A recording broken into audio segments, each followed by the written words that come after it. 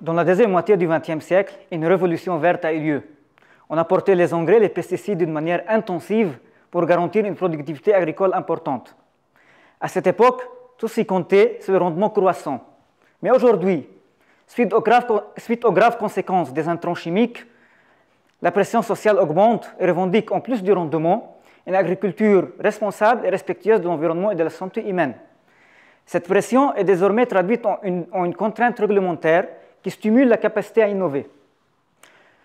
Je suis Mohamed Issaoui, docteur en sciences agronomiques et écologiques de l'Université de Limoges. Je porte avec Olm Amara, docteur en sciences du végétal, un projet de création d'entreprise qui s'appelle AgroDynalux, avec lequel nous avons remporté le prix Pépite régional de 10 000 €, avec la remise de la mention Néoterra de la région, et nous avons été élus lauréat Pépite national 2020. Le projet est adossé au laboratoire Pérenne et vient d'intégrer l'incubateur technologique de la Vrule. AgroDynalux s'inscrit dans l'innovation de rupture AgTech. Il consiste à concevoir de nouveaux désherbants, non seulement sélectifs et efficaces, mais aussi éco-responsables.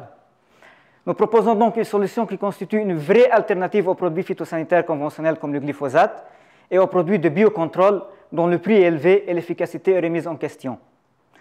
Suite à leur activation par la lumière, nos molécules sont capables de tuer à faible dose et d'une manière sélective les mauvaises herbes, sont mises au plan d'intérêt agronomique. Et ceci, grâce aux propriétés physico-chimiques de notre principe actif et aux réponses des végétaux au traitement.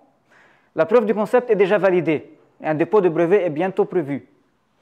Nous souhaitons déployer nos produits en B2B2C chez les coopératives agricoles qui vendent aux agriculteurs professionnels et chez les magasins de jardinage qui vendent aux particuliers.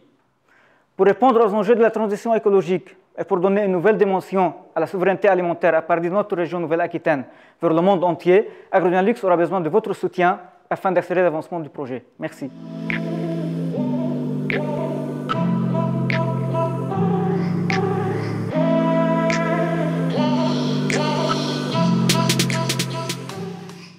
Nous, on a une proposition de valeur démarquante, c'est-à-dire qu'on a ajouté la dimension environnementale par rapport à notre solution, auquel s'ajoute la question du rendement.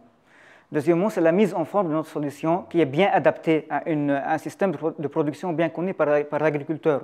Donc nous, on ne va pas apporter un nouveau outil ou bien une nouvelle pratique qui va changer les habitudes de l'agriculteur. Troisièmement, c'est le mode d'action de nos produits qui s'affranchit du mode d'action conventionnel. Un deuxième niveau, en fait, comme je viens de le préciser dans le pitch, c'est la contrainte environnementale. Et du coup, l'introduction du glyphosate à l'horizon de 2023.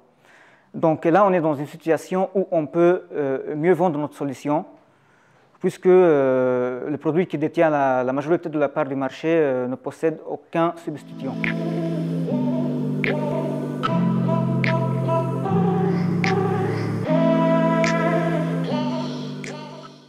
À quel stade, en fait, la preuve du concept est validée à l'échelle du laboratoire et est validée sous serre avec deux essais sur deux systèmes de culture associés avec leur adventice. Donc, la prochaine étape, c'est de poursuivre les essais sous serre et de valider les essais en plein champ avec des prestataires agréés.